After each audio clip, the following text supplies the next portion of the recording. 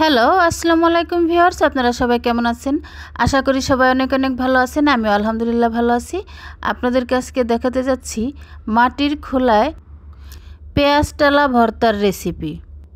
তো দেখুন, প্রথমে আমি একটা মাটির খোলা বসিয়ে দিয়েছি চুলায়, তারপর কিছু পেঁয়াজ নিয়ে নিয়েছি আর নিয়ে নিয়েছি দুটো রসুন।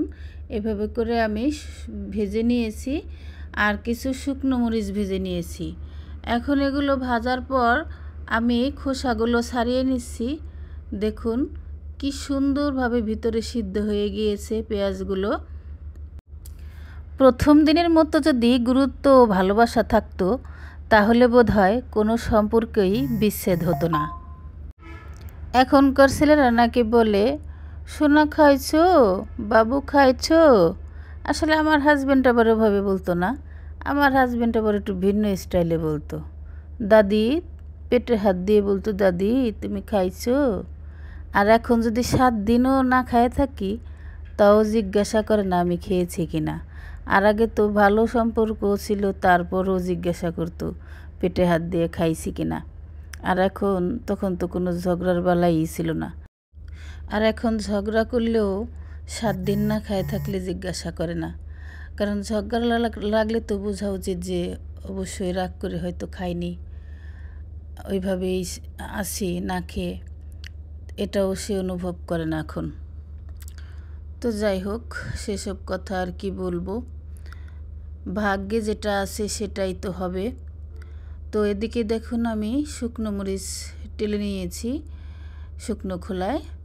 এখন আমি শুকনো মরিচের বোটাগুলো ছাড়িয়ে নিয়ে তারপর নুন দিয়ে এগুলোকে সুন্দর করে মেখে নেব। আসলে সময়ের সাথে সাথে সব কিছুরই পরিবর্তন হয়, এটাই স্বাভাবিক। তো দেখুন আমি এখানে স্বাদ মতো নুন নিয়ে নিয়েছি। এখন নুন দিয়ে মরিচটাকে আমি সুন্দর করে গুঁড়ো গুঁড়ো করে নেব। হাত দিয়ে এভাবে চটকে চটকে নেব। তো দেখুন এগুলো মচমচে হয়ে গিয়েছে।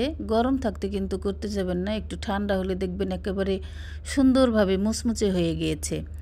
তো হাত দিয়ে আমি এভাবে গুঁড়ো গুঁড়ো করে নিয়েছি। এখন আমি এই যে পেঁয়াজ আর রসুনের কোয়াগুলোকে সুন্দর করে হাত দিয়ে এভাবে চটকে চটকে নিব, এভাবে গুলিয়ে নেব। আপনারা চাইলে শিলপাটায় পিষে নিতে পারেন, কিন্তু শিলপাটার চাইতে হাত দিয়ে করলে আমার মনে হয় একটু বেশি ভালো হয়। ওটা তো আবার বেশি মিহি হয়ে যায়।